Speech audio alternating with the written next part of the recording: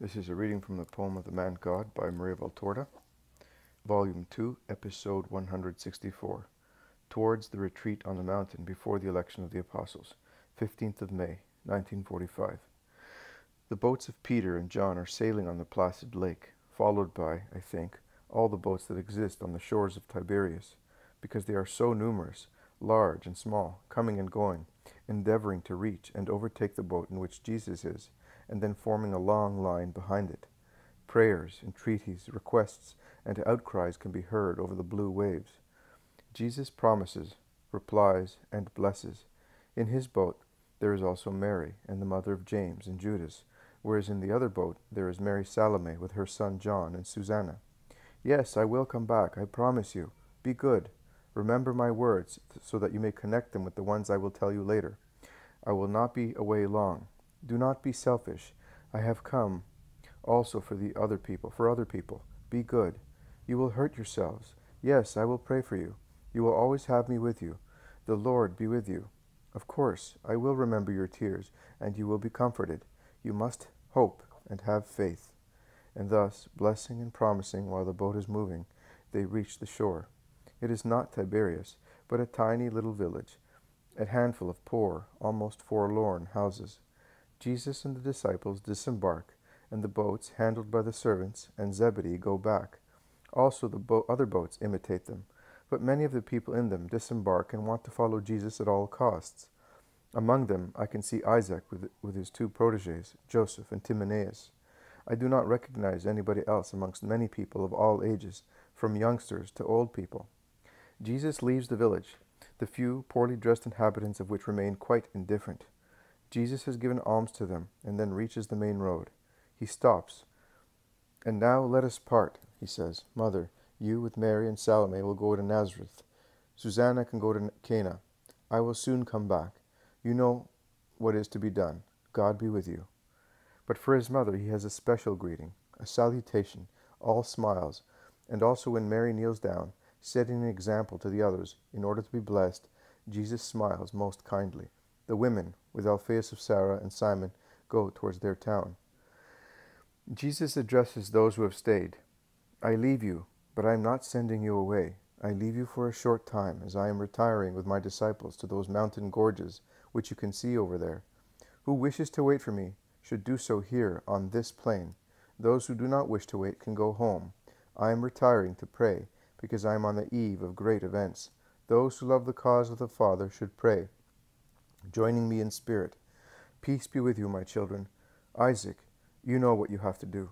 I bless you, my little shepherd. Jesus smiles at emaciated Isaac, who is now the shepherd of men gathering round him.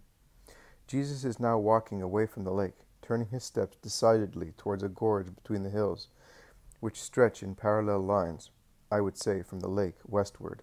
A little but very noisy foamy stream runs down between one rocky, rugged hill and the next one, which is so steep that it resembles a fjord.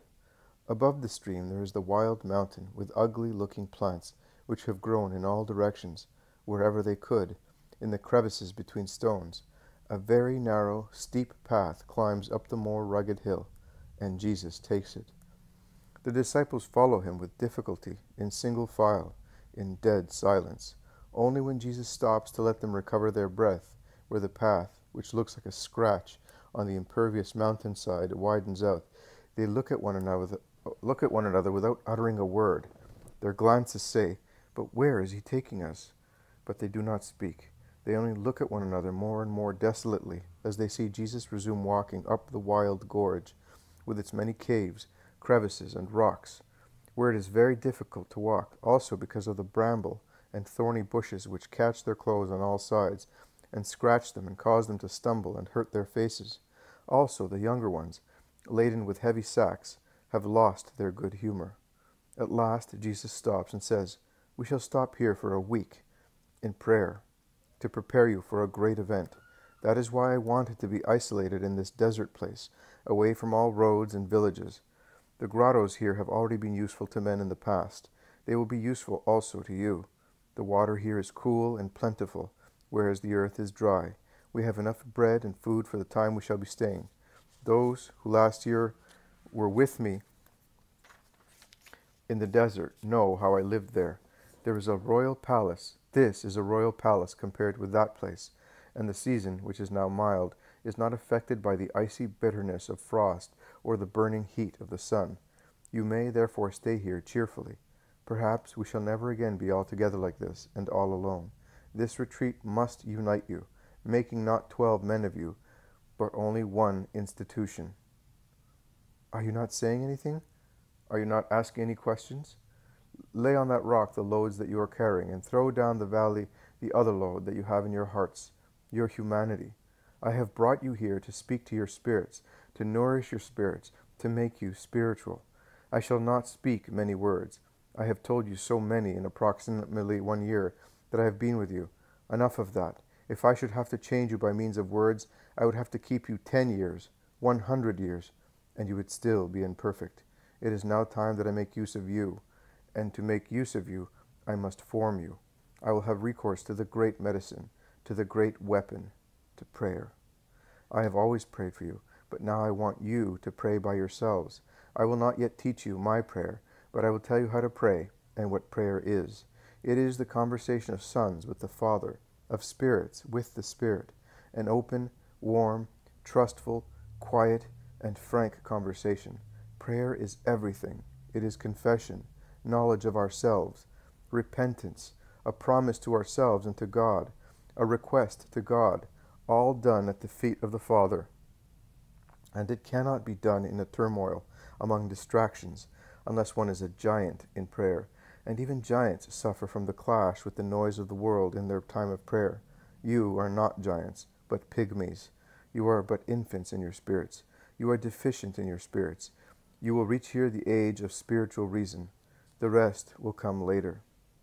In the morning, at midday, and in the evening, we shall gather together to pray with the old words of Israel, and to break our bread. Then each of you will go back to his grotto, in front of God and of his soul, in front of what I told you in regard to your mission and to your capabilities. Weigh yourselves. Listen to yourselves. Make up your minds. I am telling you for the last time, and after you will have to be perfect, as much as you can, without tiredness and without your humanity. Then you will no longer be Simon of Jonah and Judas of Simon, no longer Andrew or John, Matthew or Thomas, but you will be my ministers. Go, each by himself. I shall be in that cave. I shall always be present. But do not come without a good reason. You must learn to do things by yourselves, and be all by yourselves, because I solemnly tell you that a year ago we were about to become acquainted with one another, and in 2 years' time we shall be parting. Woe betide you and me, if you have not learned to act by yourselves. God be with you. Judas, John, take the foodstuffs into my cave, that one. They must last, and I will hand them out. They are not enough, objects someone. They are sufficient not to die. A too full stomach makes the spirit dull. I want to elevate you, and not make you dead weights.